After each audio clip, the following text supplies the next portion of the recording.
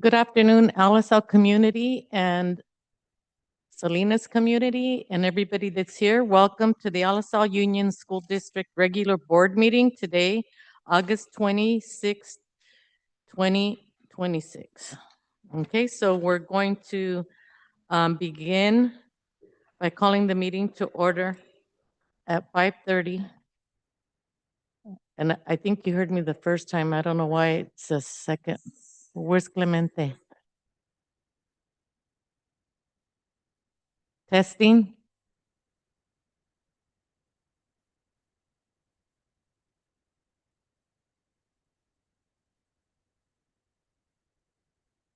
Do we know where Clemente is at?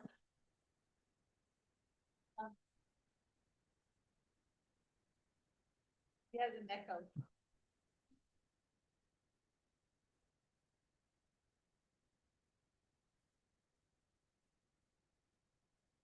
Okay.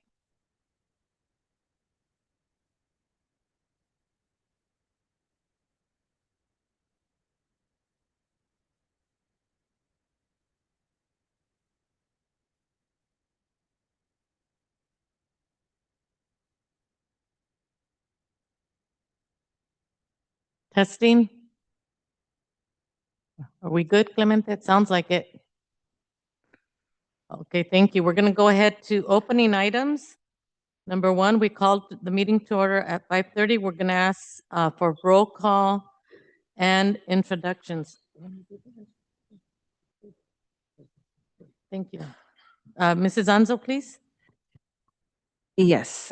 President Guadalupe Guipas Barrera, Trustee Area 4. Here. Vice President Beatriz Perez, Trustee Area 1. Here. Clerk Leticia Garcia, Trustee Area 3. Here. Trustee Robert Ocampo, Area 2. Trustee Jesus Velasquez, Area 5. Present with Mr. Robert Ocampo absent. And then today, joining us from Cabinet, we have Mr. Abbasi, Associate Superintendent of Business, Dr. Fernandez, Deputy Superintendent, Mr. Diaz, Assistant Superintendent of HR, and then our Senior Executive Assistant, Ms. Sofia Ramirez. Thank you. Mr. Velasquez, would you be so kind to lead us in the Pledge of Allegiance?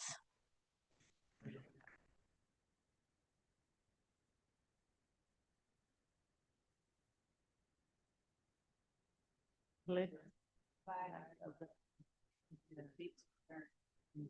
the republic for which stands one nation under God, indivisible, with liberty and justice for all.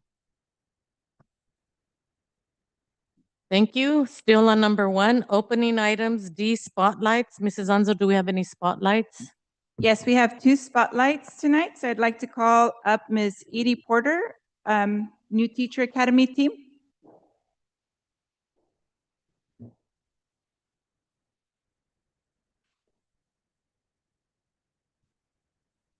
Good evening, everyone. I'm very pleased to present our PD committee co-chairs. These are our ATA members, the second half of the PD committee.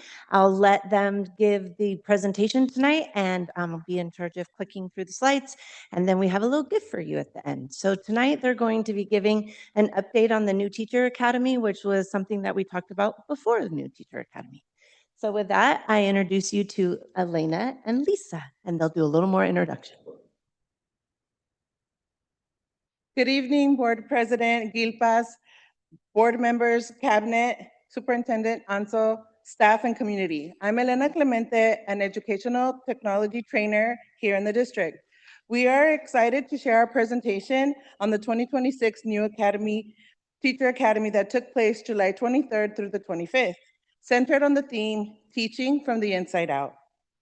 The New Teacher Academy is a collaboration between the LSL Teacher Association, Ed Services, Site Administration, and the Professional Development Committee. We are thrilled to walk you through the highlights of the New Teacher Academy 2026. This incredible event brought to life by our PD committee co-chairs representing T3 and ATA were Lisa Melashenko and myself.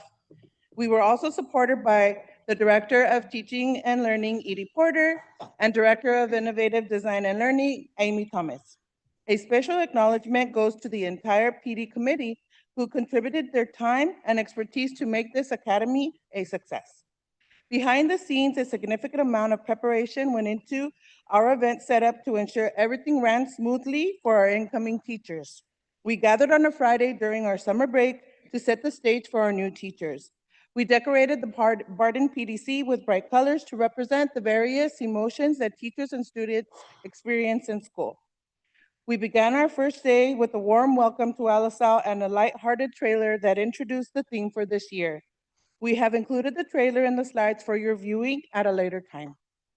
To make our new teachers feel right at home, they were greeted with an Alisal tote bag filled with teaching supplies provided by the teaching and learning team.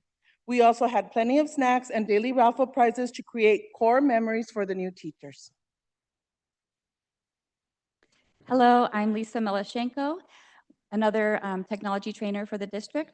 We would like to thank Ms. Anzo for welcoming our new teachers on day one. And we were also honored to have various district visitors stop by to support the new teachers throughout the event.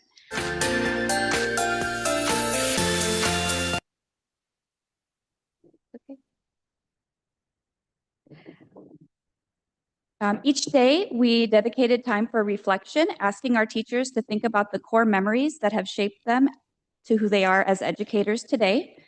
Our sessions highlighted ELA, math, educational technology, classroom management, and ways to differentiate for all of our students.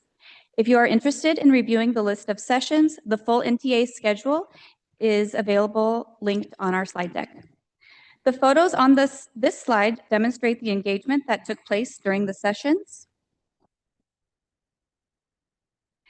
Looking at our statistics for the 26-27 school year, we welcomed 16 new teachers and 6 late hires.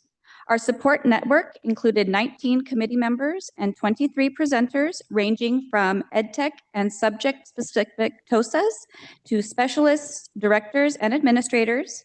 And we are also pleased to share that the feedback we received was from 15 participants. One of our favorite parts of the event was hearing directly from our teachers when we asked, "What is something you learned?" And this was a great opportunity to gauge their growth and excitement. Finally, we want to extend a sincere thank you to the teaching and learning team, human resources, the innovation team, and the Alisal Teachers Association for their partnership in making this academy possible. Thank you.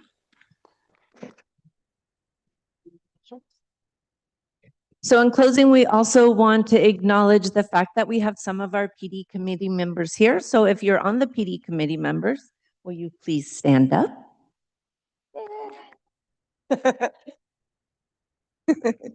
And with that, any questions, anything you'd like to ask us? We're always open to you letting us know what you're interested in. As we said, we have a shirt for each of you. So at some point tonight, we'll leave them with Sophia so you can make sure you have a shirt too. So it has our logo and the Alisal logo on the arm. Thank you very Alrighty, much, thank team. you. Thank you so much. Thank you, Ms. Porter. And there's a second spotlight. Yes, Dr. Fernandez? Yes, thank you. Good evening to everyone. So today I am very proud to recognize an incredible district-wide accomplishment. All 12 AUSD schools have been officially recognized by California PBIS for their commitment to creating positive, supportive learning environment for our students. We're especially proud to recognize our schools by achievement level: Platinum, Barton, Creekside, Dr. Oscar Loya Elementary, Frank Paul, Montebella, BRB. Gold, Dr. Luther King Junior Academy. Silver, Fremont, Jesse G. Sanchez, and Cesar Chavez Elementary. And bronze, we have Alisal Community School and John E. Steinbeck Elementary. This achievement is a reflection of the incredible work happening at all of our school sites. It represents a collective commitment of our teachers, classified staff, school counselors, principals, and assistant principals who work together to create a safe, welcoming, and supportive environment where students can thrive. We also recognize our strong partnership with ATA and CSEA, whose members bring PBIS to life each day through their care, consistency, and commitment to our students. So again, congratulations to all of our 12 schools. This is truly an Alisal-wide accomplishment and something our entire community can celebrate. Thank you, Dr. Fernandez. So would that be it for spotlights? Thank you. Still under opening items, adoption of the agenda. This is an action item. I need a motion from one of the trustees, please. Motion. I Motion- second it. Motion made by trustee Perez, second by trustee Garcia. Any comments, questions? Any of the board members? No, I'll call for the vote. All those in favor, please say aye. Aye. Are there any opposed? Motion carries 5-0. Thank you. Moving on to our second item, public comment concerning items on the open session agenda and or non-agenda items. Guidelines, there will be a 2-minute limit for individuals and a 20-minute limit on total public comments. There is no ceding of one's time to other individuals. Do we have any? Francisco Ramirez. Ruth Alvarez. Ana Diaz.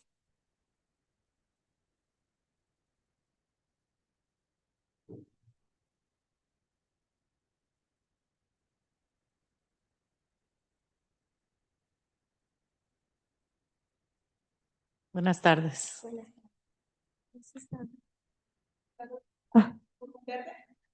Sí, buenas tardes. Mi nombre es Ana Díaz. Soy mamá de estudiantes de la Escuela Comunitaria Lizal y también soy miembro de Padres Unidos. Estamos contentos que ahora con la victoria en el estado, las escuelas de Alizal van a tener apoyo para seguir trabajando en escuelas comunitarias. Hoy al distrito que colaboren con nosotros para dar importancia a las voces y las experiencias de los padres, estudiantes y que nos tomen en cuenta en nuestras necesidades para aumentar la participación familiar y auténtica.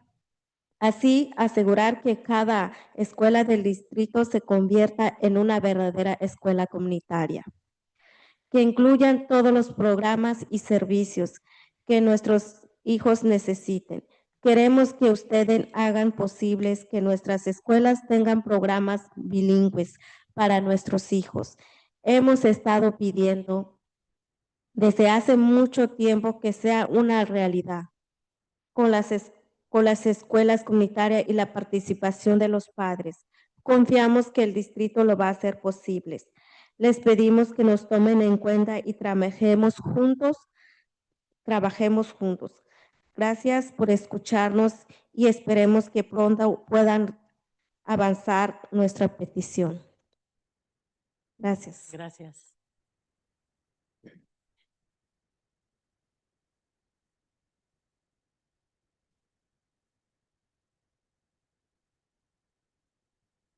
Good evening. My name is Ana Diaz, and I am the mom of students of Alisal Community School. I am also a member of Padres Unidos, and we are happy that with our victory in the state, with the state acknowledging schools, Alisal schools, and they will have support to continue working with community schools.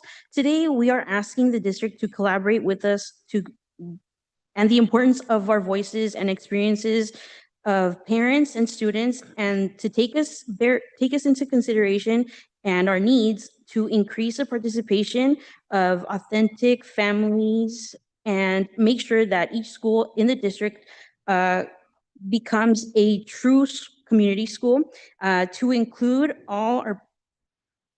programs and services that our students need.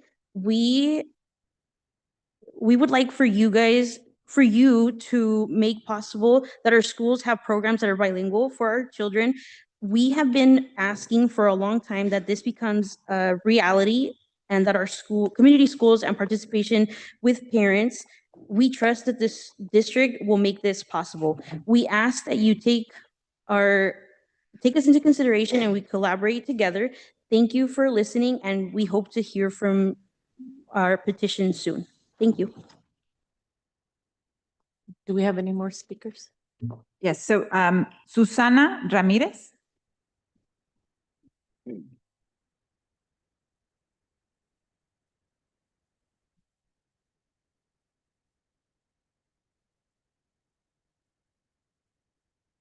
Bienvenida, buenas tardes.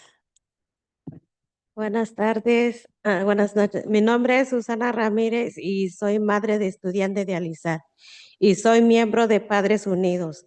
Reconocemos que los maestros y el personal escolar son expertos en su labor. También creemos que los estudiantes y los padres somos expertos en nuestra propia experiencia vivida. Entendemos las necesidades de nuestras familias. Nuestro conocimiento y experiencia nos da el valor a toda la comunidad escolar. Sentirnos bienvenidos en nuestra escuela y es muy importante para demostrar el éxito de una escuela comunitaria. Yo les quiero compartir que me gusta involucrarme en mi escuela y quiero que me tome en cuenta el valor que nuestra comunidad tiene y tome en cuenta nuestras necesidades. Una verdadera escuela comunitaria no nos deja participar activamente y nos prepara para participar en el desarrollo y tome las decisiones.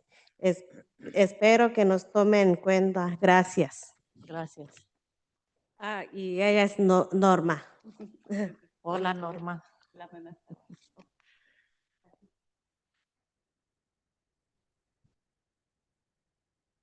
Good evening. My name is Susana Ramirez, and I am the mother of students of Alisal District. I am a member of Padres Unidos, and we recognize that the teachers and the school personnel are experts in their field. We also believe that the students and parents are also experts in our own life experiences.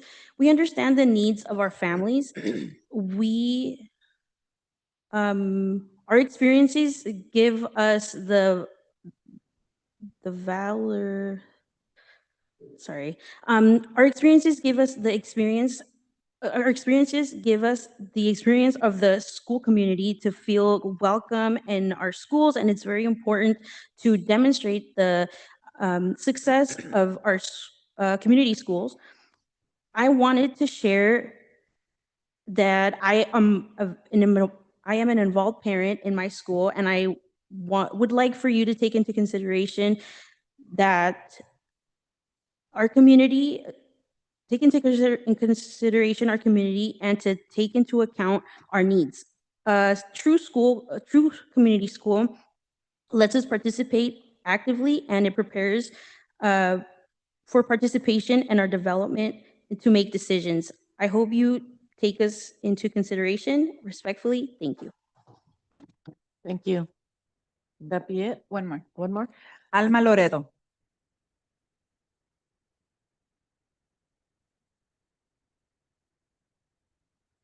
Hey, good evening, buenas tardes. Buenas tardes. Voy a hablar en español.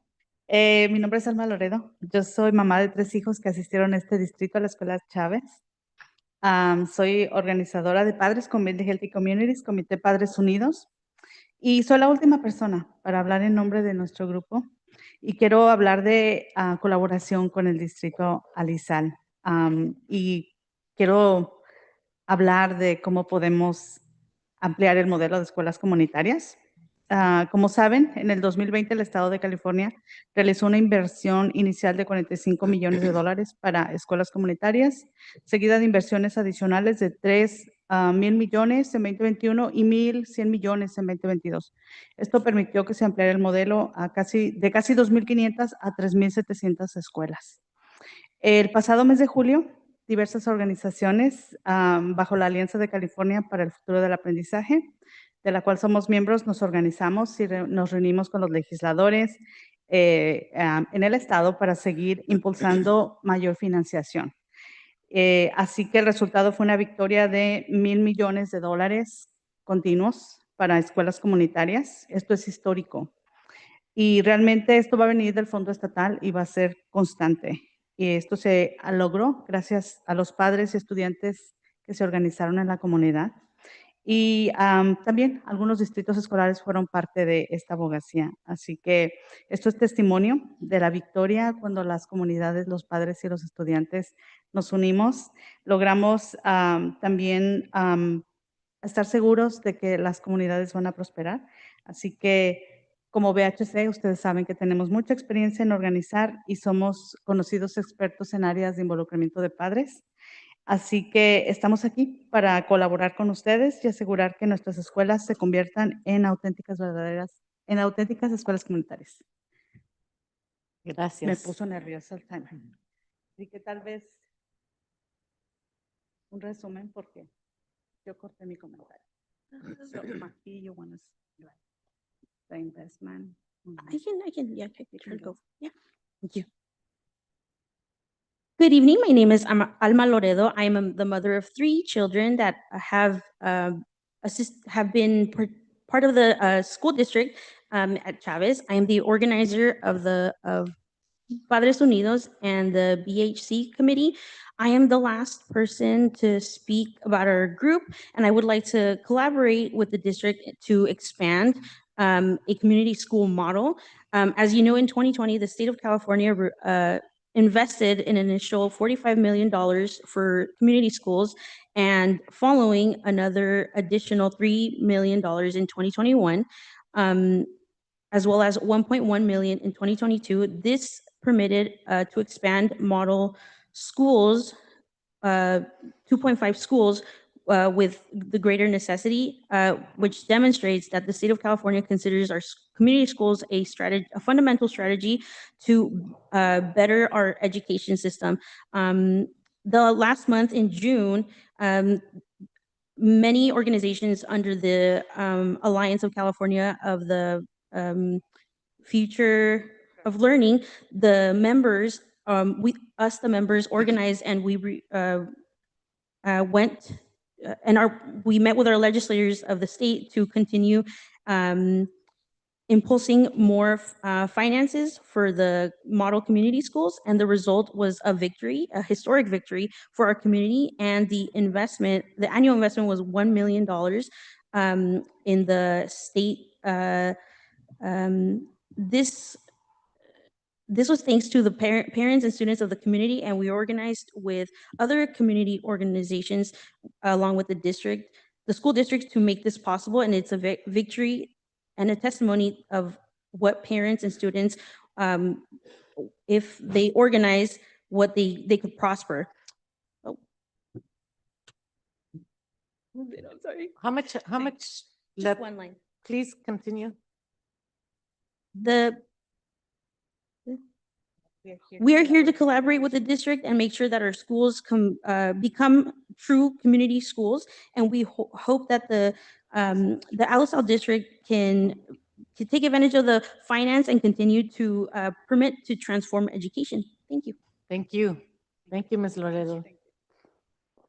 So I missed, we're going to close the ending time for public comment at 5:53, and I didn't mention that we started at 5:41, so that's for the note taking there. So we're going to go on to association comments. Alisal Teachers Association, is anybody present there? Miss Leah Crane. All right. So I actually handed some, it's a proposed resolution that might have gone around already. Oh, okay. So I just wanted to make sure you guys have, that's what I'm going to be talking about. So we'll say good evening to everybody sitting in front of me. This is my first time kind of speaking up at a board meeting, so a little bit nervous. But on behalf of the Alisal Teachers Association, we are respectfully asking the Board of Trustees to adopt a resolution supporting Proposition 3. It's called the California Children's Education and Healthcare Protection Act of 2026.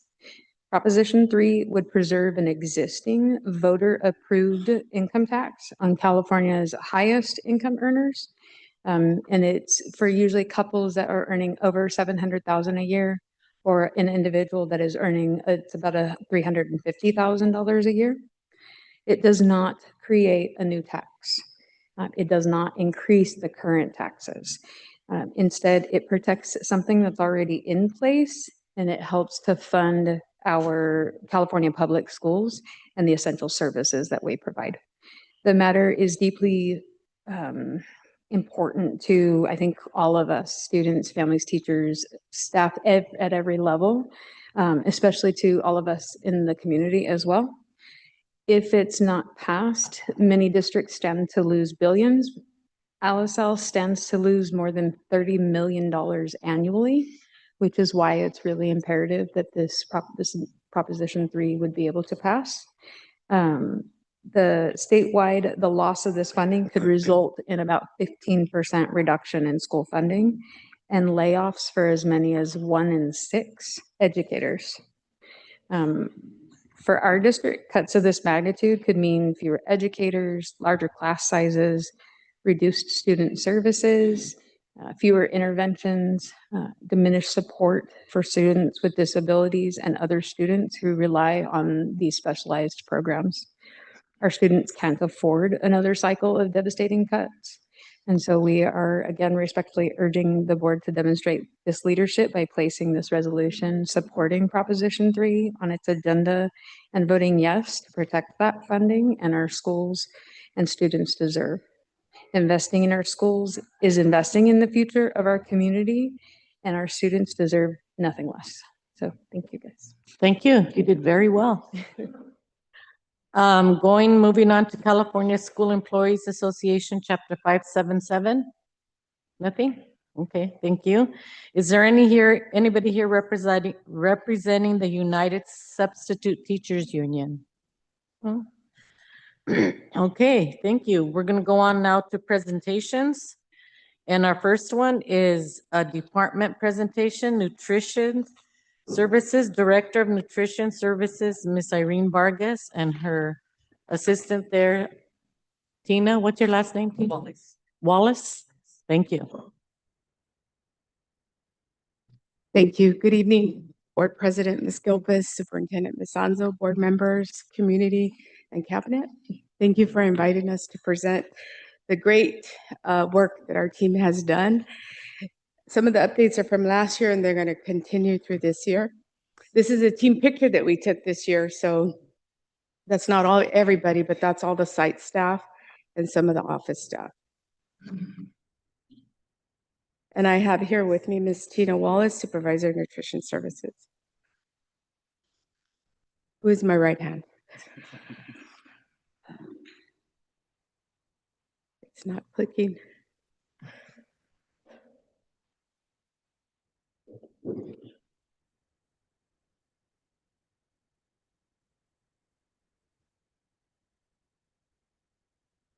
So we bring to you today an agenda about KIP funds, R&R funds, scratch cooking, infrastructure purchases, FFE, and the FFE grant updates. And here are some of our staff that we celebrate, and Tina will talk about that more a little later in the presentation.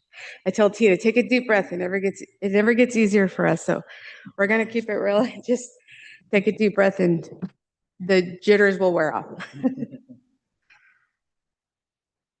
So we now serve 13 schools, and that 13th school is Buckhorn. We feed the little kids some breakfast and some lunch. We have about 64 staff members. The nutrition service team is awesome. We're serving about 48 students. That includes Buckhorn. And we're about averaging a little over 14,000 meals a day. That does not include Saturday school when it starts. So our staff has come a long way. This does include the FFE, which I will talk about in a few minutes which is a snack right after lunch. It's provided 3 days a week at 10 of our schools.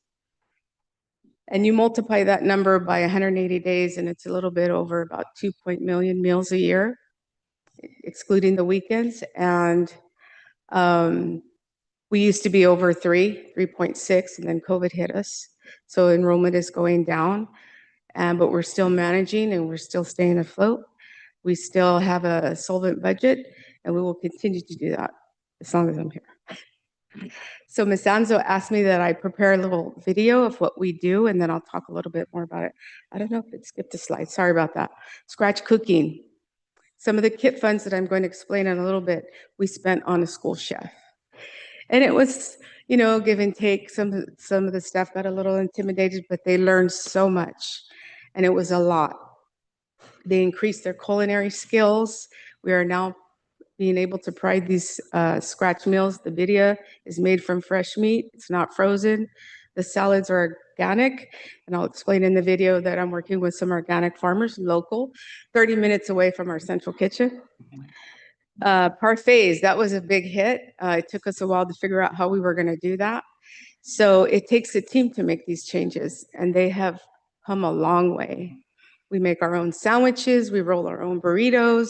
Not everything is frozen anymore. And we do plant-based too. So it's slowly getting there. And you'll see the central kitchen staff, and I have a lead trainer, which I'm very proud of, Miss Mary Kabunga, who has led the staff in all these changes as well, and goes to the sites and does train. And here they're doing a food demo at a wellness meeting at Alisal. And we got a lot of good feedback from the parents. They got to sample the food.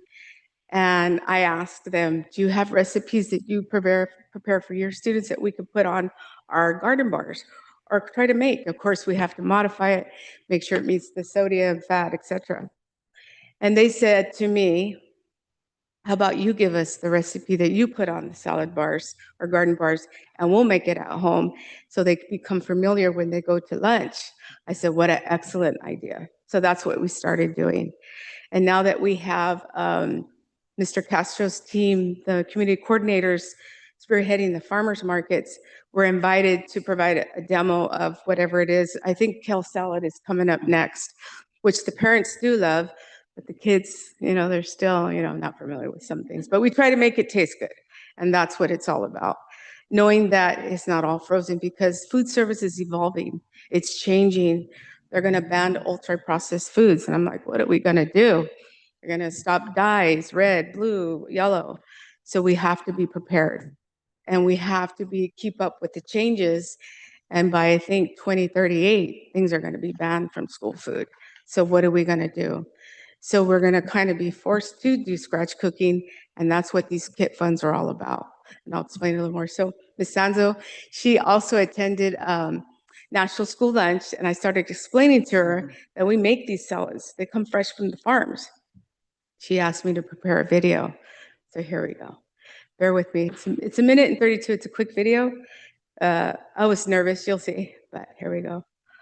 Oh. My name is Ari Vargas, Director of Nutrition Services, Purchasing, and Distribution for the Alisal Union School District.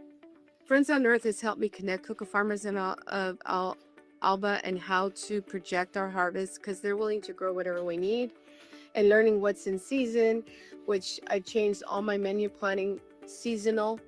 So I have the 4 seasons. I'm also making these menus in advance. For example, organic strawberries, that's all I put on the menu now from the farmers. And I'm working with now 4 farmers. Some will just do the strawberries, some will sell me the strawberries, some will sell the lettuce, some will sell the organic produce such as cilantro, carrots, zucchini, cucumbers. And we started with 1 meal program, which was lunch. And slowly but surely we started cutting our own salad mixes, our own cabbage for coleslaw. And it has increased the quality of the food, the freshness of the food, and also has eliminated receiving damaged product. The staff has noticed it, the students have noticed it, and they like the change. We're using a lot more fresh onion, organic onion, cilantro to make the food taste good. Because vegetables is very hard to get kids to eat. So what can we do? How can we introduce it to them? And organic Caesar salad, they love it. So it's just getting the information from students and what you can do and what you can try out. So with that being said, we have some new menu options coming up. Mashed potato popcorn chicken bowl, chicken wrap, and beef lasagnas coming up in September. So we're excited about these new menu items and getting the feedback from the students. And we do meet with students. And cilantro and lime and corn, roasted corn, is very popular. And they asked me about what could we do. I asked them, what do you think? So we came up with some recipes and then we tried it. And I get them out there, get them to taste it, sample it. And so far it's been well received. But we still have a lot more work to do. And I'm sure we can get there. Now, here is the kitchen infrastructure funds, KIP funds for short. When I was asked to apply for it, I was not expecting the $1.8 million. It was a lot to spend.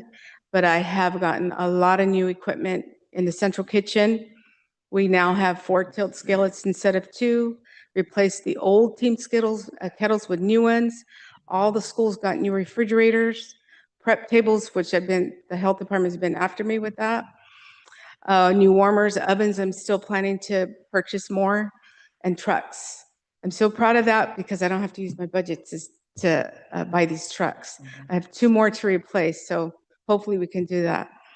And then the next was the positions that KIT funds was able to pay for and sustain, and I can still sustain these positions.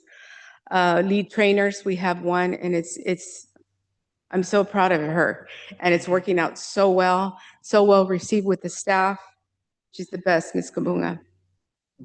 Added a food service 4, so now we have 2, and I added a food service 3, so now we have 3. We did major repairs in the warehouse, as Mr. Abbasi and Mr. Anzo mentioned. We had a lot of the insulation replaced because it was very old. KIT funds paid for that. We were able to do some major repairs for the freezers. KIT funds paid for that, and the cooler. And the most proud thing I'm proud of also is the Cadillac generator. It took me 20 years to get that. Yeah, so we finally got it, and that helps a lot. It works like a gem. When the power goes out, it kicks on. It works. It's doing what it's supposed to. So we did a lot. It was a lot to spend, and it took that long. We got it in 2022, and they allowed us till June 30th of 26. I did have some left, but I was able to allocate it and roll it over for this year. And one of them is the lunch assist consultants that we have, because they do provide a lot of quality training for the staff, ongoing every year that's required, and for Tina and I, that's required. So it's a great, the KIT funds are getting schools ready for this transition. So the new set of KIT funds that came is a little over 296,000, and we have till June 30th of 2028 to spend. And of course, more scratch cooking, more recipe modifications, and more culinary training for our staff. And part of that KIT funds came in R&R, which is retention and recruitment. But they only gave us $26,000. I said, wow, I could spend that in 2 weeks. So, and it's probably going to happen on training for our staff, more culinary training. And then you see Mr. Pedro there. He's celebrating his 30 years of service with the Alisal Union School District, which he's very proud of, and we're very proud of him. We call him Master P for short because he's really good at keeping the budget accurate as possible, keeping me on my toes too, but he's very thorough at his work, and we appreciate that. The fresh fruit and vegetable program, I remember we started piloting that in like 2009, 2010, and it became a permanent program where schools have to apply for the grant every year, so I do. We already got the first allocation. I'll be taking that for board approval, but they wanted us to spend the money now, so we started it in August. We received a little over $41,000. We'll probably spend that by the end of September. The fiscal year is a federal fiscal year, so it ends September, then I get the second allocation in October, and I'll be taking that to the board for approval. Along with last year's FFE grant, they attached a food taste, FFE taste incentive grant, which is brand new. I applied for it, and I'm very minute districts did. There was a lot of red tape on this grant, and they gave us a lot of money. They gave us $122,000, and I had all these plans, and then all these restrictions followed. So by the time we got all that straightened out, they want you to build relationships with farmers, organic and sustainable. And these are new relationships that you already don't have. So that just changed the whole plan for me. And I had to reach out and get farmers to do these farmers markets. And we were able to do 8, and we only had till May. So we were able, out of the 10, we did 8. As you can see, that's still a lot of money, even if I did 10, but we ran out of time. And during the farmers markets, Tina and I were out there, and it was so well received by students, where I remember students, this many would taste the fresh fruit and vegetables. Now, this many don't. And that's the impact that we're having with this grant. And it was well received. They got to take the fruits and vegetables that they picked home to share with their families. So it was great. Even the staff liked it. Unfortunately, the funds were only to be spent on the kids, So I told the farmers, if you want to give the staff, those who helped out, that's totally up to you. So they did. So I thought that was nice. So everybody got a little something. So now we're going to talk about some nutrition department morales, because when we went through this change, there was sweat and tears. And I did slow it down, and we said, okay, we're going to take it easy. We're going to get feedback again, and let them know that we do appreciate all the work that they do and that it doesn't go unnoticed. And I'm going to turn this over to Ms. Wallace. Hello. So I'm here to talk about the Nutrition Services Department staff morale and, the morale of our department. So a couple years back, Irene and I noticed that there was low staff morale. The employees weren't really happy, so we got together and came up with ideas and suggestions to help make the employees feel appreciated. When they're recognized for the good things that they do, then they are happier, they're more supportive of the department and the district, and they are also, attendance rises with the staff. They are, they're just feeling good about themselves and amongst each other because they're being recognized. So what we brought into it to the department is we do an employee of the month. We do classified and lunch hero day, years of service, birthday shout outs, thank you cards for perfect attendance, and thankful Thursdays. We also have implemented a daily practice email that goes out to all staff, and we're finding that they are actually participating in it, they like it, and they're feeling that they have a safe place to communicate with not only Irene and myself, but also each other. As we know that everyone at every site doesn't always get along, but this is helping to bring those relationships, together and for them to feel support. The main thing is that they feel support, recognized and appreciated for their kindness and the good things that they do and their work performance from Irene and myself. So that's what we do. It's been pretty successful, and we get a lot of feedback, and they like that support. They like that motivation that they get, that she sends daily. And, I respond too, and I thank her for all her hard work because I couldn't do that daily. She can. So, and it's good to know that she can do it, and we're in good hands. And we do have goals for this upcoming year, and that is to control the production on waste and control the yields and keep more sustainability within the budget to hopefully someday increase their ranges and pay them accordingly for all the culinary training that they've been receiving and that they're going to be producing in the next few years. Like I said, it's evolving, the standards are increasing, but we will get there together. Thank you. And this concludes our presentation. If you have any questions. Thank you. Thank you. I'm going to start here on my right to see if Ms. Garcia has any comments or questions, please. Oh, you gave such a great and thorough presentation. Thank you for all that you do. I mean, I'm getting a little older in here, but I remember going to school and that we had scratch cooking back then. Yeah. It was really wonderful, actually. The food was Yeah. really good.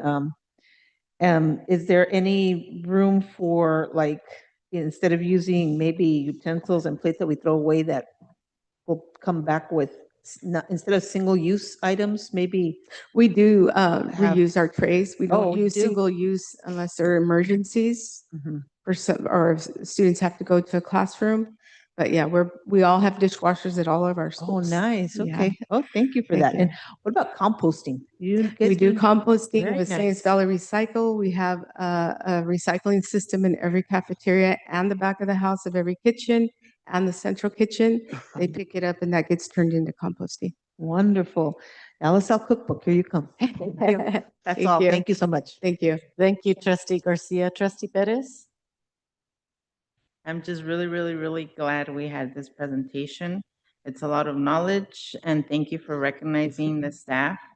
It's always a plus, and it does motivate people, It to does. do better. Yeah. So thank you. Thank you. Thank you for Thank you. everything. Thank you. Mr. Trustee Velasquez, please, any comments, questions? Yes, Ms. Vargas, thank you for the work you're doing. I have a question. I know you guys are busy with all the schools, but and right now we're about to pass our consent agenda, thousands of dollars that are being spent on the food. It's, for the things that go on within the district, would you be able to put in, to do some of that too? Sure. I could see what I can do or come up with some plans on how to reduce waste. No, what I'm saying is like, for example, we use like, different food vendors to supply certain events at our school. And I know that that's a lot more costlier than if we went through you. I'm just wondering if maybe it's time that we start looking at using you instead of, so many of these vendors. We're spending just today probably like $30,000-$40,000 on, food that's being used, well, it's being eaten by the staff and the parents and all that. But I'm saying, instead of spending that money there, having, sure, we can pay you back from whatever you can spend here in the district. Sure, I think we can work something out. I know some districts have catering trucks, so that's something that we can definitely look into. Always wanted to try it. I also want to get a farm, lease our own farm so we can grow our own food. That's my dream. I've seen it done at one school district and I was so impressed. So we can hire our own farmers. Thank you for all the work you do. Thank you. Thank you, Mr. Velasquez. Trustee Ocampo, please. Yes, just want to thank you for really a great presentation. I thought it was very, very well done. The scratch cooking certainly sounds tasty and interesting. Yeah, You it know, is. 'cause I think- The video is a hit with the kids. Yeah. Yeah. Well, especially using the fresh meat and the fresh vegetables. I mean, the Mhm. organic.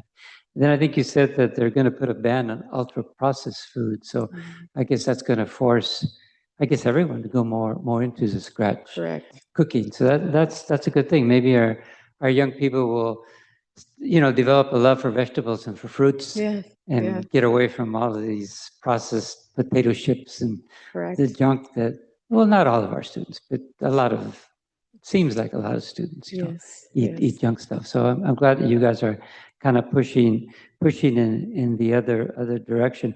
Also, I like the fact that you're meeting with the students, because they're your customers. Yes. So you're going to say, you have to say, well, how do we do, guys? Mhm. Do I cook have- you? Do I cook you another meal, or do we stop cooking? That's right. That's right. Yes. No, they even come up with some great ideas. Yeah, Yeah. yeah. Great Okay. ideas. And I think that's great. It's great not just for cooking. I think we should be asking our students, our teachers too, our entire school should always be asking our students, Yes. how are we doing? How How are are we we doing? teaching? How are we cooking? Yes. It's so important to get their input and their buy-in, and it's so I'm really glad you're doing that work because I think that work is really, really top notch. And congratulations, that was almost $2 million, right? You got for the Kids Fund. Mhm. That's a lot of money. It's a lot of money. It was a challenge to spend it, believe it or Yeah. not. I imagine it's a lot of work trying to figure out, well, how am I going to spend this money? I have a plan for the upcoming KIT funds for more ovens. It works out when every kitchen has the same amount of equipment or the same equipment. Right. And a chill blaster that I did talk to Mr. Abbasi about because that has to be installed in the warehouse by the freezer. Mhm. And more trucks. I have older trucks that still I could use these funds for. Mhm. And some Great. more. Yeah. I think I just had one question. I'm curious, what is FFVP Taste and Incentive Grant? Mhm. And you're required to form new relationships with farmers. Are those, because we have a lot of small farmers in Salinas. Are you forming relationships with small farmers, large farmers? Yes, most of them are small. Oh, So wonderful. it takes more than one farmer, Wonderful. and I was very hesitant at first, but Okay. they're such great people to work with, They very are. humble. Yeah. I did go over everything that I needed and they Yeah. were able to supply us Right. because my fear is they don't show up. But no, they know how important it is. A lot of Yeah. them are parents in our district. Yeah, sure. Some of the relationships that we formed with the taste test grant was El Picacho Farms from, I think, right by King City. Okay. And the other one was a sustainable farm, Food for Thought from Fresno area. Okay. So, but again, freshly grown, that's picked daily that they provide for the FFE. So it was good to know that there are other options out there, except that person would come further than the ones that are local here, and that's what I'm Right. trying to shoot for. But 'Cause yeah, we even- have, Yeah. we 'Cause do even have farmers. locally here, we have a lot of Yes. small farmers, and they tend to be a lot of times just sort of mom and pop Mhm. setups where they're renting land, and to be able to have a contract with this district and for them to produce quality food and for them to make money. It's a Absolutely. wonderful relationship. So It is. I'm glad that that's developing. So Thank you. yeah, thank you so much for your presentation. Very Thank well you. done. Oh, and what you're doing for the employees, building morale. Yeah, Yeah. you got to do that. Yeah, they work so hard, and Sure. it's important that they know we notice it. It does Yeah. not go unnoticed, especially when we're shorthanded. Yeah. We do our best.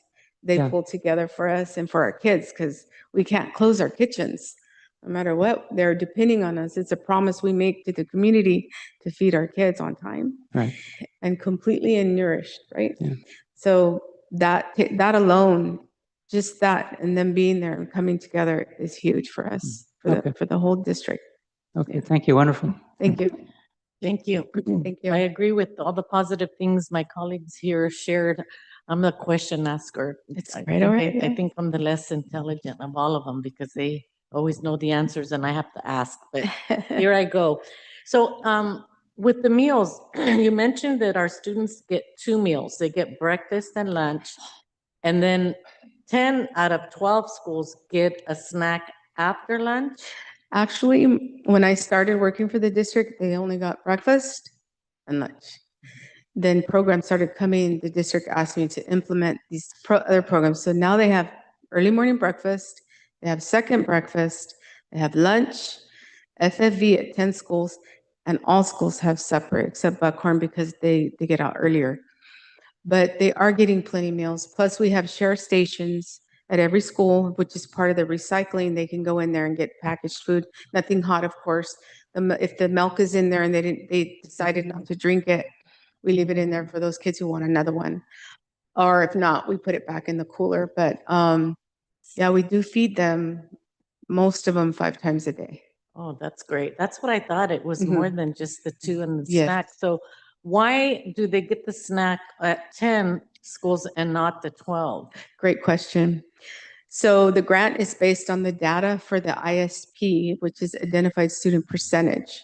And when we started to navigate to the community eligibility provision, so for free meals for the district, we used to be on what it was called Provision 2. We navigated to the new one, which is CEP for short. It goes by the data of every school site, not a district-wide percentage, because we do a district-wide percentage to be able to feed all the students, right, at no cost, literally at 100%, because the data has increased. And the 2 schools that don't, and the USDA, when we apply for this grant, they choose the highest, and 10 schools are over 85%. The other 2, and that's Creekside's at 80, almost there, and Steinbeck's at 67. So what data? It's the ISP data, so we have to Which is identify. what? The ISP data is, we have to identify who qualifies for free meals. Because don't all of our students get free? Yes, they do. Mhm. And that data is based on an ISP percentage. It needs to be that for district-wide to be able to feed them at no cost, it's 62.5%. We're at 73.98. Okay, so we're almost there, but Yeah, I mean, still. But those 2 schools, they go by, when they do the FFE, they go by individual ISP, Mhm. not a district-wide one. Okay, well, thank you for that. So I remember, Ms. Vargas, way back that we even had lunch bags to go. Was that a certain grant that we had? Kids could take like a sandwich or an apple or something in a little brown bag after school for those who chose to do. We don't have Yeah, that no, now they all have to eat in school. We're not allowed, there's waivers unless there's emergencies like COVID or a disaster, so to speak. Then the meals can be sent home like what we did during COVID. They came, I mean, we were midi food banks. I mean, we were giving the meals out and we were open and they were getting the breakfast, the lunch and the supper. So that stopped. And now I do apply for waivers for emergencies, just in case that happens, like milk, or we're shortage. Sometimes it happens. We can give them juice. To-go meals are no longer allowed. But when there's food left in the share rack, there's a traveling apple policy, and they can take food home that hasn't been eaten, that's whole, or we can reuse it. And does that happen a lot? Do we have a lot of? students Sometimes that- Oh, it good. depends. It varies at site, Mhm. by Okay. site. And the students know where to go if they. Yes. So then it would be safe to say in our district, we shouldn't have any hungry kids. No. right? No. Because that's great. That's No. good to know. That's important. One of my other questions, the farmer's market, is that at all of the schools? The farmer's market that we did with this grant, we did it at 8. We ran out of time. Oh, So the last 2 schools, they already had all their activities and they couldn't fit us in. So this year, they didn't have that option. Now, it can come back in the middle of the school year, and I'm thinking maybe June. I don't know when they're going to allow us to do one for the summer or prior, maybe spring. We're hoping, we're waiting to hear what they're going to do. But we would have to apply for it if they do say it's available. Thank you. And then my last question is, so we have the community schools, and I think the community schools are pretty stocked up with, canned items or beans or whatever, all kinds of, I went to the one at Barton and, they were giving so much out, but I know that doesn't come from our kitchen. Correct. But do you, our kitchen, I mean, your department there, but do you coordinate with the community schools coordinators? Well, I'm part of the Wellness Coalition team. So what I do is when they're starting these farmers markets, when they did the first 3, we were there to do food demos, to show the parent, to engage so they can see what we're providing, that it's organic. We're giving them recipes. They're giving us feedback, and it's been well received. I can't give them any food because it's only for the students, and it's federal funds that we deal with. So, but we can give samples, and that's what we do. Okay, thank you. That was all for my questions, and I think everybody had an opportunity to comment, and we appreciate your presentation. Thank you. Thank you.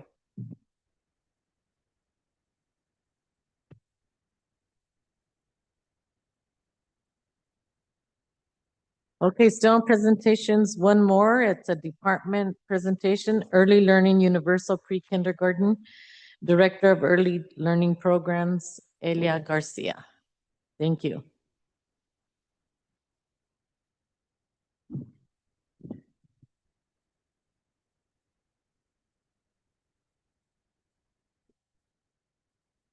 I don't see the presentation.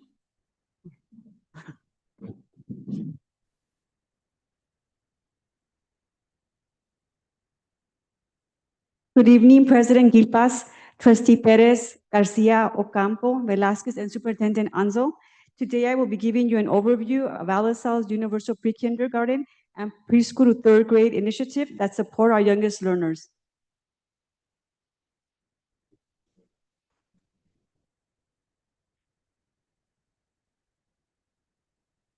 Not working.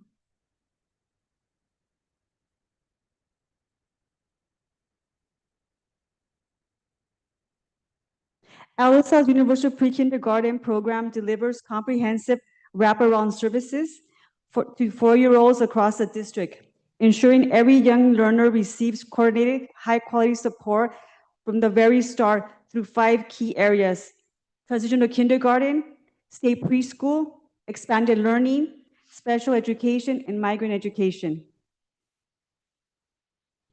ALASAL's UPK classrooms rely on research-based frameworks centered on tailored environments, intentional play, social-emotional guidance, and state standards to maximize early learning success for our youngest learners in all of our early learning programs. By aligning services across all of our programs, we ensure that every child has equitable access to essential services that will help them thrive. Through place-based centered instruction, hands-on learning, children build essential social-emotional abilities like sharing, cooperation, and emotional regulation, alongside fundamental academic skills in early literacy and math.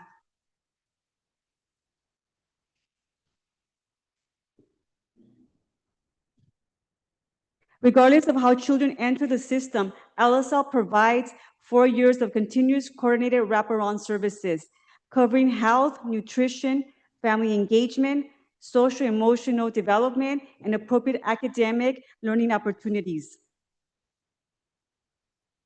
We currently have 71 students, 71 state preschool students and 20 special education students. In total, 91 students in Buckhorn Early Learning Center. And we currently have 30 students on the wait list. For TK, we currently have 460 TK students in our district, which includes special education students also. We also have 26 classrooms that are made up of 19 English classrooms, 1 dual immersion, and 6 bilingual classrooms. We actually grew this year. Last year we had 437, and now we're at 460, which is great for our district. LSA aligns learning from UPK to third grade to maintain consistent, age-appropriate instructional strategies and support throughout a child's early education.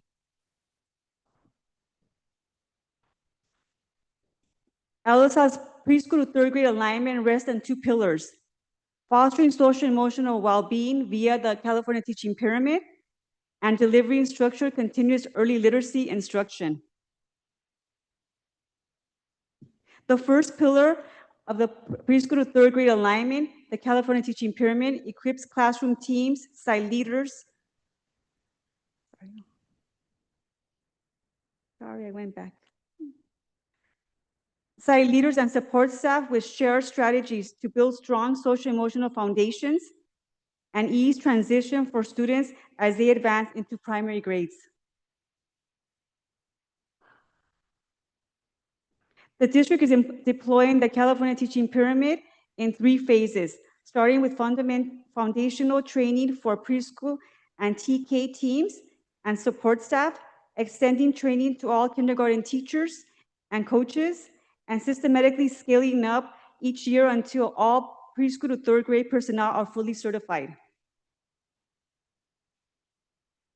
The California Teaching Pyramid drives system-wide success by enabling uniform social-emotional practices in preschool to third grade classrooms, enabling school leaders to cultivate positive learning environments, and fostering close collaboration with coaches and social workers.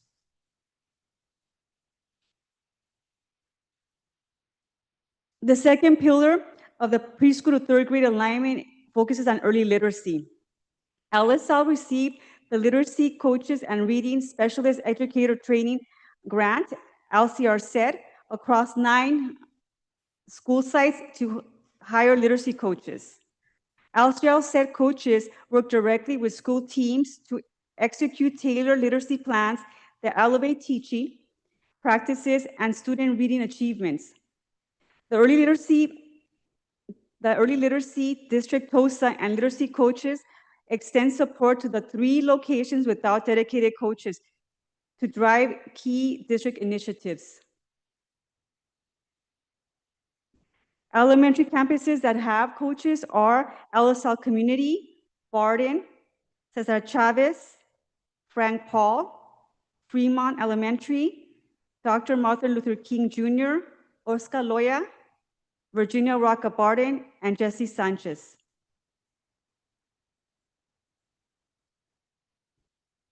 LSL connects its universal pre-kindergarten programs, which are grounded in evidence-based developmental standards and wraparound services with primary grades through third grade by focusing on 2 core priorities, early literacy mastery and social-emotional growth.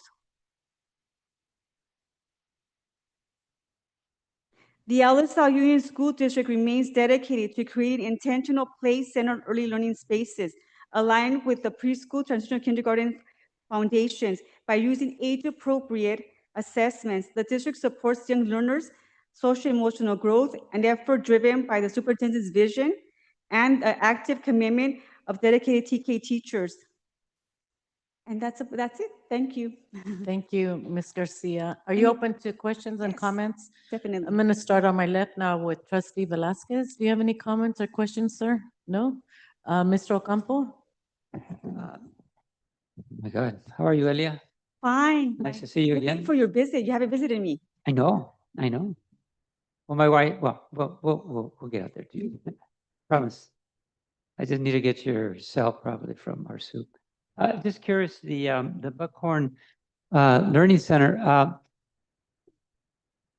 can you just kind of sort of give me a general overview of the different things that go on there? So the preschool age extends from preschool and TK, so it's the same age group. So the services you see in Buckhorn, you should also be seeing in the TK classrooms. So the developmental appropriate environments, the social emotional development, also carry on to the TK classrooms. So you'll see environments where kids have the opportunity to choose and also have instruction that's play-based, intentional play-based instruction. So they learn through play. They learn math, literacy, social emotional, all through play.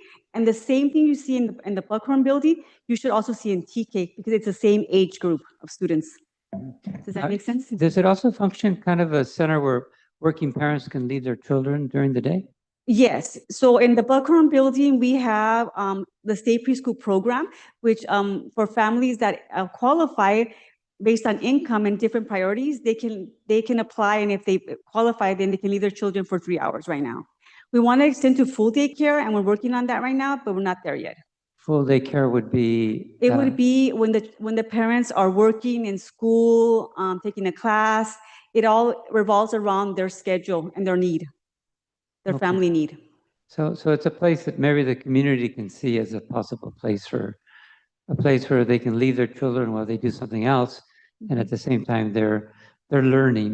They're That's getting correct. educational instruction. Right now, we'll just have part day, but we want to expand to full day where when it's based on parent need.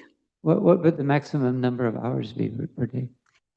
If we do full day, I'm thinking that we will want to start from like 8 to 5. Wow, that's a So, full day? Yeah, and then every family has different needs. A family could be working for 3 hours, 4 hours. A family could be going to school for 5 hours. It all depends on what they're doing. We base the need according to what the family needs. What would the capacity be in terms of, for that sort of service, like, I wanted to open one classroom, so that would be like 24 students. Okay. We only have 3 classrooms right now, and all 3 are part-day. So if we open a full-day classroom, that would eliminate one of the part-day classrooms. Okay, very good. Okay, thank you then. You're welcome. Thank you. Trustee Garcia? You never know. You caught me by surprise. Sorry. Thank you for your presentation. I think, well, in my lifetime, I've had lots of experiences with preschools. I think I was a Head Start kid, which was wonderful. I remember going to Head Start. I loved it. And I sent my kids to different types of childcare and so on. So there have been a lot of different experiences, lots of positive experiences. Do you guys offer like dual immersion, or are the kids able to speak their home language? Because I remember one time I had one of my children in one of the preschools or whatever, and I think that the consensus was they were making them all learn English, and it was kind of hard that way. Are you offering any kind of dual immersion? So we don't have dual immersion, but we offer bilingual services. So according to whatever the child speaks, we provide services in that language. Oh. So either English or Spanish right now. English and Spanish. Okay. And what's the ratio to adults and children? 1:8 ratio. Oh, wow. And in Very TK, it's 1:10. And like the youngest students that you accept? 3-year-olds, 3 to 5. Oh, and do they all have to be like potty trained and all that? No, students, it's if they could be potty trained, and if they're not, then we provide toileting support, and we'll provide it both in preschool and in TK. Well, bless your heart for that one. You also feed them, right? I mean, Yes, and we take part in the nutrition with Irene, and when she was mentioning the different programs, we actually started this year with in the Buckhorn building, teaching the kids how to recycle. So it's really, if you go see when they're recycling, it's really cute to see how they have to sort the items according to what they are, and then help with the recycling bins and all of that. Well, and one more question. Well, it's not even a question, it's a comment, because I was writing down everything I was going to say. But you did mention that you're fully staffed with the proper credentialed teachers? Yeah, we are. Wow, that's very wonderful, because it used to be that it was hard to get TK teachers because they needed the EDC units. Yes, this was the last year. The previous year, you could have been in progress, but this year they have to be fully credentialed to be in TK, and we're fully staffed. And we're growing every year, which is great for our district. And I think, we're aligning with the services that we do at Buckhorn, because it's the same age range of kids. So whatever they get at Buckhorn, they should be getting in TK. The environments are the same, the instruction is the same, the curriculum is the same. It should be the same type of instruction because it's the same age of students. Wow, thank you so much. I appreciate You're welcome. that. Thank you. Trustee Perez? Thank you for the presentation. They asked some of my questions that you answered already, but I do have one more, which is there's a wait list of 30 children. Is it in all schools combined together, or is it just for And one? Buckhorn. So Buckhorn, we have a waitlist of 30 students, but we're enrolling them right now. So we have 70 kids enrolled. Capacity right now for the state preschool program is 144. So there's room. So we just got, the wait list keeps on growing. So I just wanted to know that we're at 70, but we're still getting students in and we're going to enroll them. So the idea is that we want to get to 144. And are the other two schools full capacity as well? I mean, are they full? So the Buckhorn building is where we have the 3 to 5 year olds. That's where we have the 70 students, and we're going to enroll the 30 students, and we're trying to get to 144. All the other school sites, the district school sites, I would have to go back and look at the presentation, but we're pretty close. And in the TK programs, the ratio is 1 to 10, so you can only have 20 students to 2 adults. Okay, got it. Okay, well, thank you very much. You're welcome. Thank you. I just had, thank you, that was great information there. I had one question, because you mentioned that the services the students get, we support their health, something like that, you said? Yes, we I do. wanted to ask if you could elaborate a little bit more on what that means. So part of the state preschool program is that we have to provide resources and referrals. So we align with the community's coordinators to make sure that we're meeting all of their needs. We do a survey in the beginning of the year for our families at the state preschool program that ask them different questions. It could be education, health, whatever they need as a family unit, we support and we try to find resources, and that's part of our requirement. Okay, great, thank you. So we appreciate your visiting us. We look forward to your next visit. Thank you. Thank you. Okay, so now we'll be moving on to board member and superintendent reports. Can we start off with Mr. Ocampo on my left, please? Just wanted to say that I did attend the LSL convocation, which was a very nice event where the emphasis was on teaching the whole child.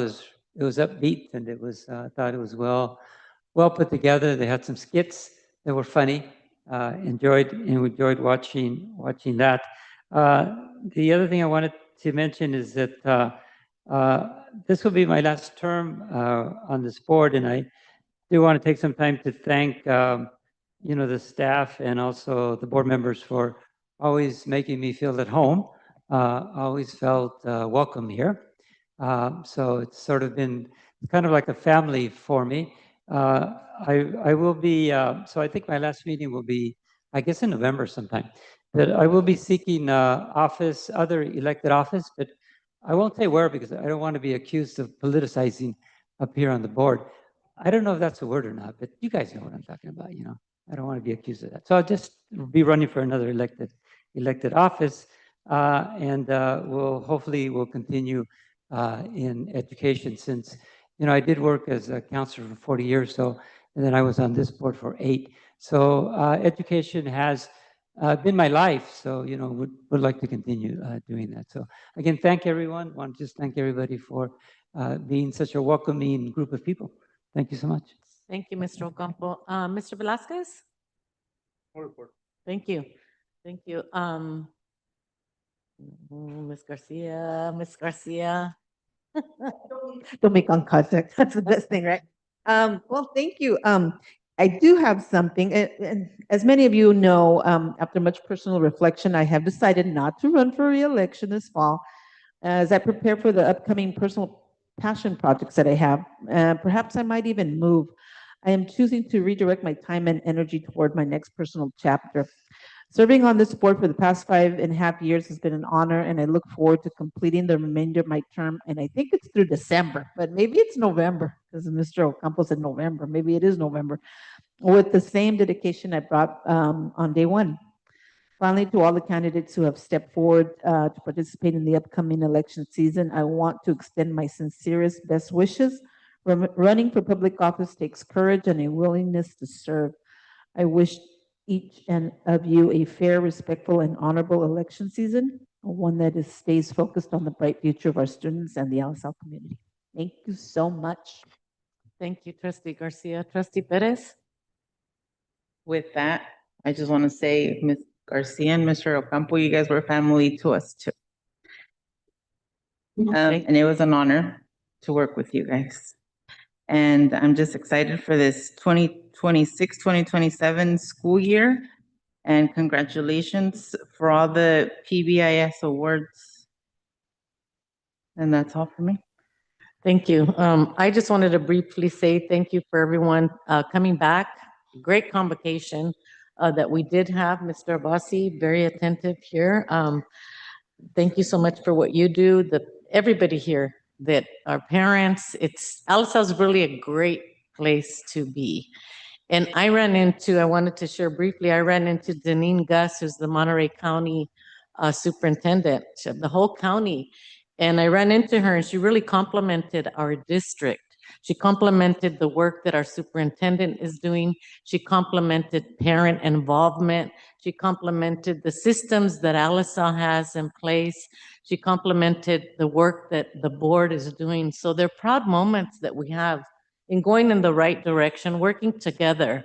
But I see Mr. Garcia, Dr. Garcia, excuse me, smiling there. He's one of our new employees, and we'll see how long that smile lasts, Dr. Garcia.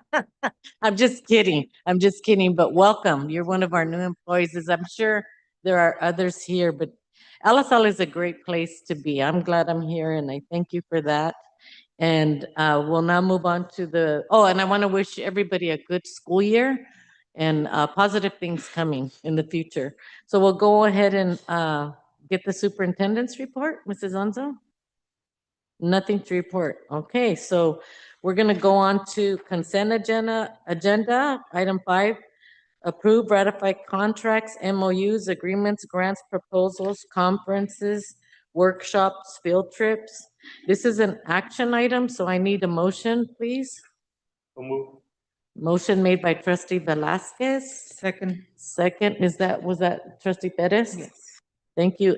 Comments, concerns, items pulled, anything here? I think Mr. Velasquez? I would like to pull item AI, the Swank movie license. AI? Yes. Okay, is that the only one?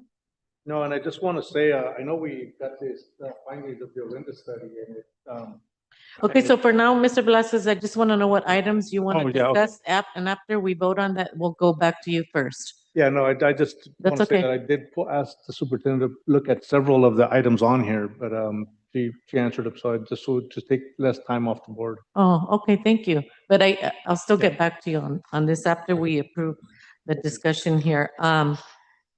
Mr. Ocampo, do you have any comments or you want No. to anybody else? Well, I kind of wanted to talk too about, to be fair, I think Mr. Velasquez was heading that way because we got that report on Arenda and. Okay, so after the vote Okay. to go further, then we'll get back to that discussion. But right now, I just wanted to know if there was any items pulled or concerns on the agenda itself. And it seems like there's none, so I'm going to go ahead and ask. AI to pull. Well, yeah, that's the one that we pulled, AI. Thank you for reminding me. To vote on it separately. He wants to vote on it separate. Thank you. Can you make a note of that also? Thank you. Okay, so we have a approval of consent agenda with the first by trustee Velasquez, second by trustee Perez. And now we're going to go ahead and have the comments and concerns before we go on to approve by the vote. So we'll go on to AI. Mr. Velasquez? Yes, I see that this is 7,000 plus for the movie licenses. I really feel this is wrong for us to be spending this kind of money when our students are doing so low in the school district. I taught for nearly 26 years. Not once did I ever show a movie in my classroom. And I guarantee you, kids love being in my classroom. We don't need movies in the classroom. I think if we want movies in the movies, kids could watch them at home. There's no reason for us to spend that kind of money on movies in the classroom. We are in declining enrollment and we need to be looking at everything we can to start cutting, because if not, we're going to find ourselves in a bad situation come this next coming school year. I really believe we need to get rid of this movie license and not vote for it. So did you say AI? AI, the Swank movie license. Okay, Page 5 of 7. my AI says Varnell Consulting and Training Services. Am I wrong here? Oh, sorry. Not AI. Okay. So I'd like to explain what the SWANC movie license is for. It is not to watch movies in the classroom. It is actually a license that gives us the copyrights to show movies during fundraising for our Family Resource Center activities, and it's all done after hours and after school. So it's to build community. It is to ensure that if our PTCs, PTAs, literacy nights are showing something to fundraise so that they can do the raffles for their literacy nights, whatever it is, that's what the license is for. It's a protection for the district. And it's, I believe, 12 licenses for one for each school and then for each family resource center. So a total of 15 licenses. I just want to make sure that that's clear, that it's not to show movies. It's not a license to show movies in classrooms, but it's for that to support the community and our staff when they're doing their fundraising. Still believe we shouldn't be doing that here at school. I mean, if you watch one movie, no one's gonna, Hollywood's not gonna come after you for showing one movie. If we're showing a lot of movies, charge you to come in, yeah, you're gonna have a problem there. But to show one movie, you don't need to spend $7,000. And $7,000 for the school, that's a lot of money. I just think it's way too much money to have a license like that. Okay. Thank you, Mr. Velasquez. Just wanted to make sure that we should know it's for liability, and that's all. Thank you. Okay, so we're gonna call for, I need a motion to continue. Yes, oh, I'm sorry. Thank you, Trustee Garcia. No, I think, I think Mr. Velasquez said something about the Orenda, because we got this report from the Orenda and talked a lot about the Christmas tree. And coming from the other district, I've have some experience with Orenda. So about a year in, or maybe 2 years in. And they do talk about that we have so many things, right? And they want to take a lot of the ornament off the tree. Anyway, this consent agenda has so many things. And I think for the past couple of years, we've been asking about like giving us information on how well Storm's doing in the sites, because some schools have it and some schools don't. And we kind of always wanted to hear like, well, what, is it working? How do we know if it's working? We do pay a lot of money for some of these programs, and we're never quite sure if they're doing what they're supposed to. But at the end of the day, I'm not going to stop, especially if it's already in the plan. But I think we probably do need to look at stuff in the future. Thank you. Thank you. Anybody else? I No? thought we were doing the Yeah, AI. yeah, I was a little bit, we're on this one, and I should have stopped you, but you didn't look like you were gonna go on and on and on and on, so that's fine. I think that if your consent agenda, Uh-huh. so I think it's a little messy right now.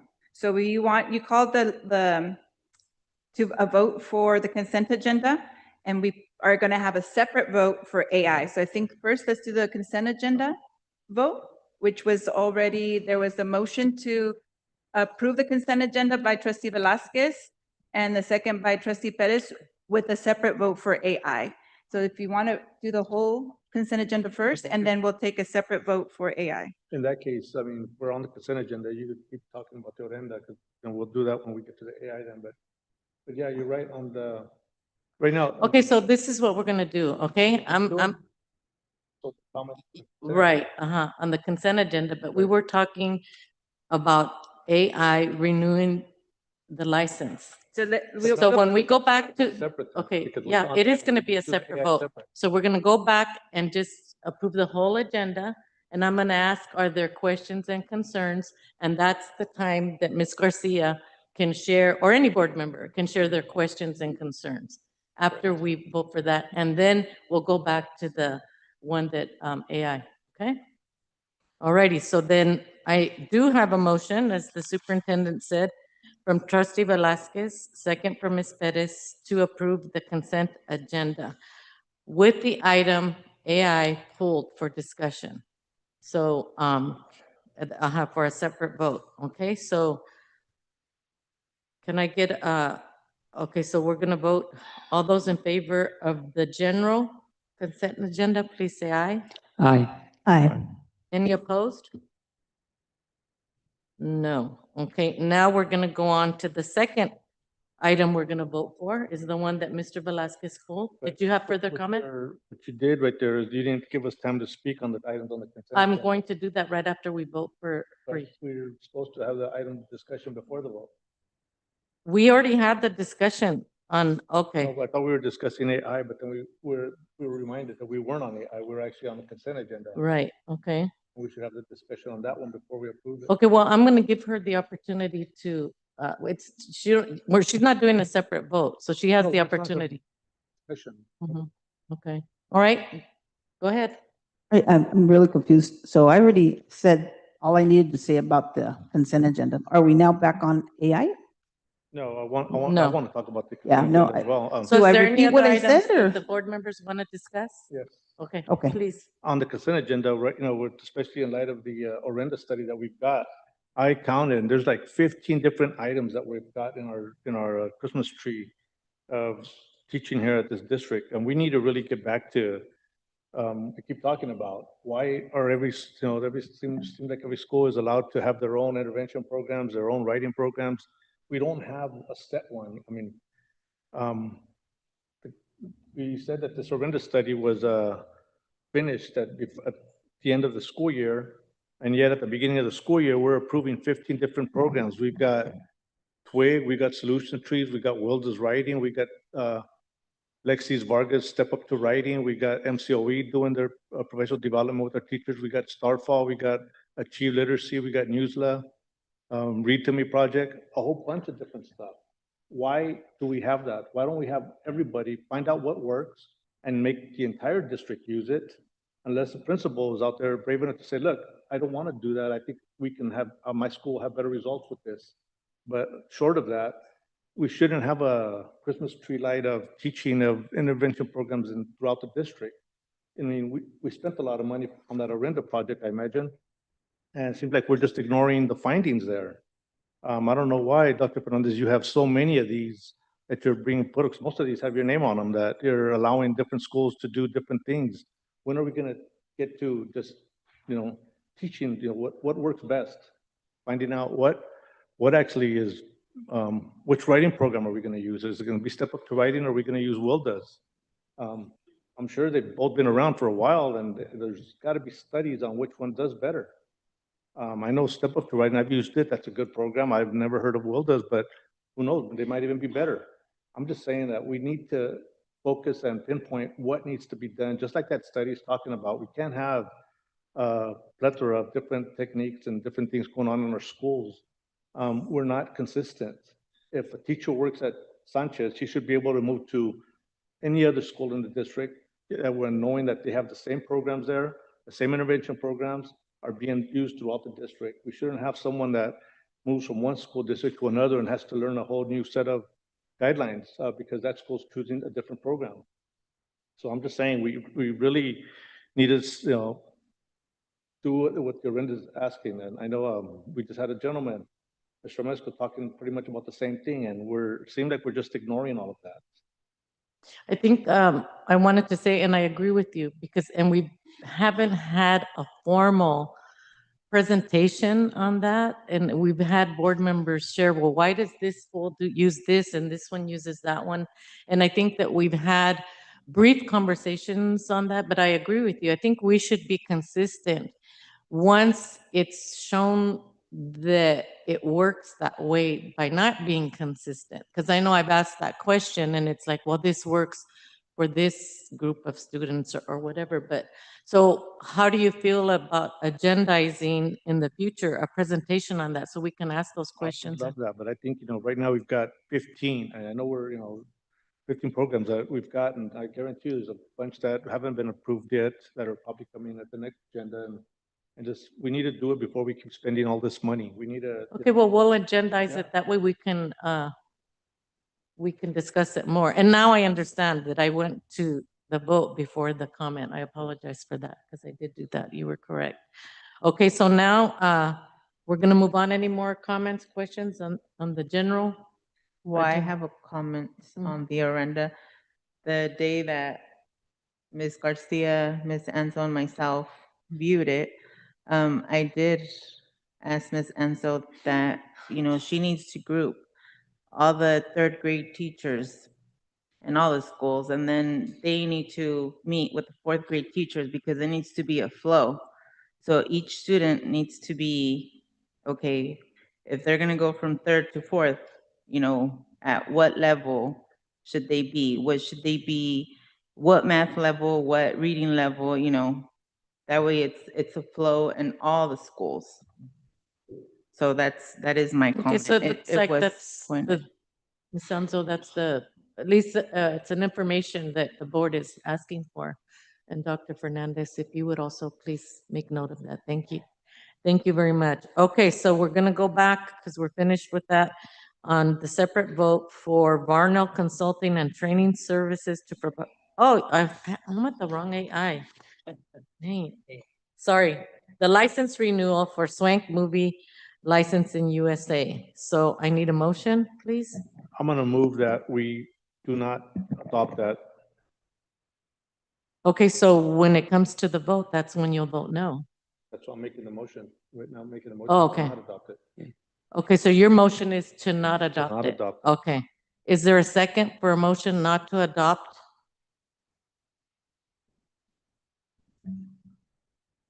There's no second, so we'll return to, is there a motion to approve the Swank movie licensing? Yeah, I'll make a motion to approve it.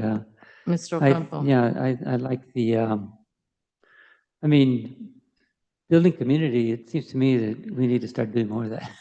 Okay. In light of Thank you, sir. recent events. Do I have a second?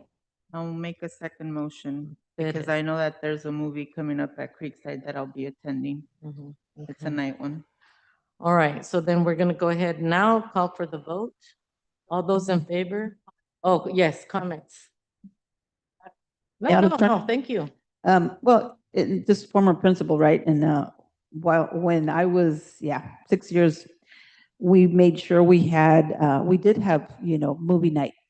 We didn't use the licenses during the day, but it was a movie night type of thing, and it happens every year. And we wanted to make sure we weren't getting sued, so we paid the license. Back then, it was like $500 a year.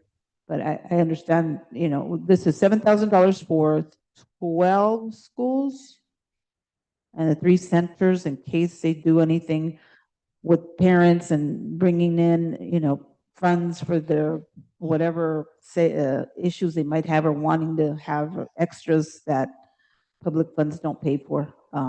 But yeah, we had to have that. And to be fair, yes, you're right that Mr. Velasquez, I hear what you're saying. One movie, how are they going to find out? I don't know, but we wanted to cover all our bases back then.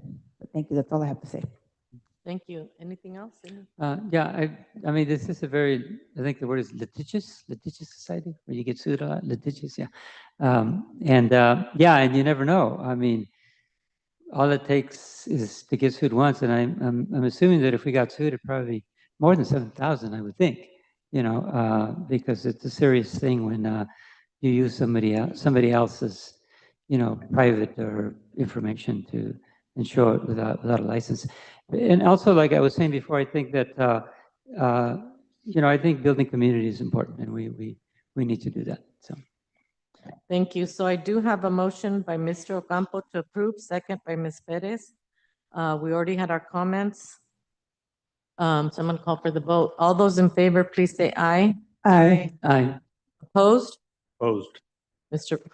Motion carries 4-1. Okay, let's continue on. To business services. A, information item, quarterly investment report as of June 30th. We already did that last board meeting. We had a presentation, right? Or no? 3? Oh, okay, thank you. Okay, going on to 7, educational services, information item, math curriculum pilot for the 2026-27 school year. We have our information there. Human resources, action item, request 2 additional full-time equivalent positions, paraeducator 2 in special education. This is an action item. I need a motion. Make motion. Second. Trustee Ocampo, second by Trustee Garcia. Okay, any comments, questions by any of the board members? No? Okay, all those in favor, please say aye. Aye. Opposed? None opposed. It'll be recorded as 5-0. B, another action item, job title change, program manager preschool to third grade, alignment and support to manager preschool to third grade, alignment and support. Need a motion, please? So move. Ocampo, Mr. Ocampo, second. Second. Garcia, comments, concerns No, by any it's of me. the trustees? Second. Oh, Perez, it was Perez, thank you. You're beginning to sound the same. Okay, all those in favor, please say aye. Aye. Opposed? 0. C, action item. Request for one additional full-time equivalent position, paraeducator for special education. I need a motion, please. Motion. Trustee Garcia, Second. second. Trustee Ocampo. Comments, questions, concerns? No? Okay, I'll call for the vote. All those in favor, please say aye. Aye. Aye. Are there any opposed? Motion carries 5-0. D, action item, request for 4 additional full-time equivalent position for custodians. Motion So move. by Trustee Ocampo. Second. Okay, it was a tie. Who? Trustee Garcia? No, Perez. Perez. Well, she was looking at me. I'm all confused tonight. Sorry, folks. Perez. I'm going to change your name there. Okay, any comments, concerns? I just have a question. Sure, please. Where are those 4 full-time positions going? Like the custodians, like they're just, I mean, I'm assuming, tell me. Yeah, so there are 4 full-time positions, but they'll be actually split between sites. So we are hoping to recruit for like half or 0.5 at one site, 0.5 at another, so it'll be split. Oh, nice. So in total, it's 4 full-time. During the day or afternoon? What are you talking about? In the Like- afternoon. So Oh, because of nighttime. expanding programs in modernization projects, we need a little bit more staff, not completely to get full-time staff at the time, which is why we just need some extra support there. Perfect, thank you. Okay, I'll go ahead and call for the vote. All those in favor, please say aye. Aye. Mr. Velasquez, say aye. Thank you, thank you. 5-0 with no one opposing.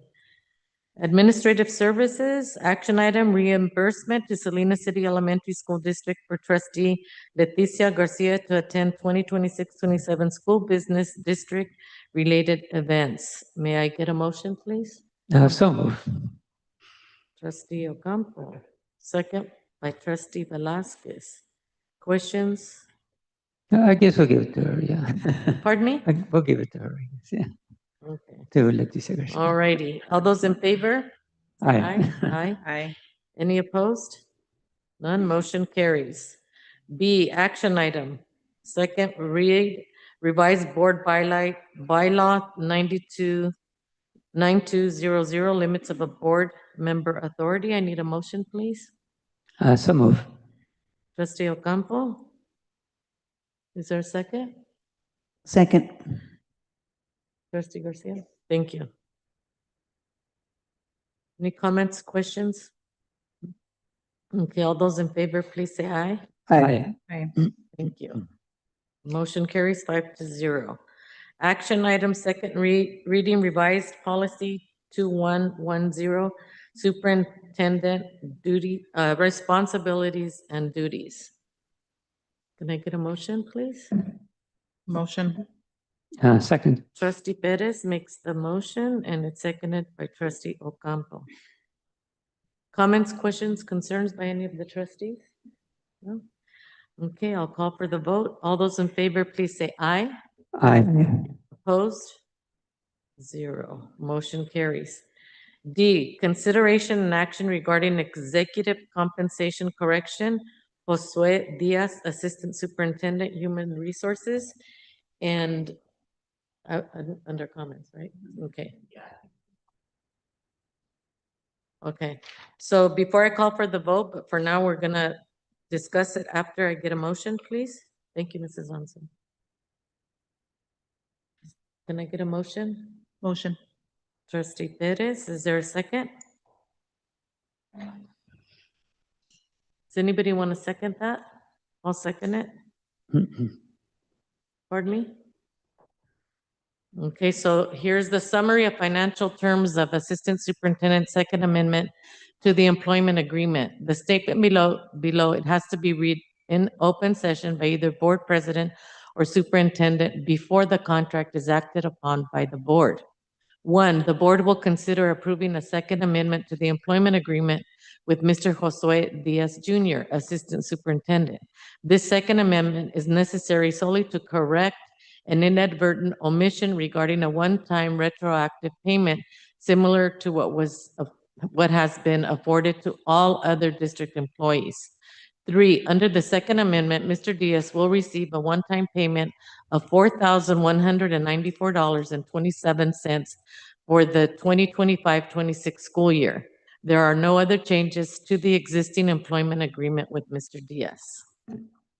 Okay, any more comments? Okay, so, Mr. Velasquez. Again, I don't think we should do this. I think we need to go back at some point and get rid of that second column that we've given all those students.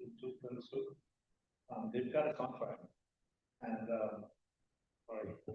They've got a contract, and I think that contract should suffice what they're getting paid, and to keep adding step and column, it's, I think it's foolish, and it's putting this district in terrible danger, because when things go bad, it's never the top that gets cut, it's always the bottom, and I think we need to start looking at cutting at the top.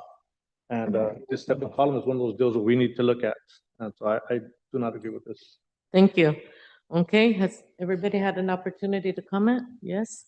I'll call for the vote. All those in favor, please say aye. Aye. Opposed? Opposed. 4-1, motion carries. E, information, call for nominations for California School Boards Association CSBA Directors at Large, Hispanic and Asian Pacific Islander. Okay. We'll move on to future agenda items, school presentations, LSL community, department presentation, unaudited actuals, C, presentation, state of federal funding by superintendent, and here are listed our future board meetings. So I believe it goes all the way to December 9th. Mr. Ocampo, hopefully you can stick around. What was the date? December 9th. No, I won't be here, sorry. Okay. But you can always call me at home if you want, I don't know. Sure. Okay, going on into 12, public comments. Individuals wishing to address the Board of Trustees on closed session agenda items may do so at this time. Starting time is 7:12. Do we have anybody? Okay. And the clock literally just changed to 7:13, some of 7:13. Okay, so we're gonna adjourn to closed session and see trustees at 7:23. After a 10-minute break, okay? Thank you so much.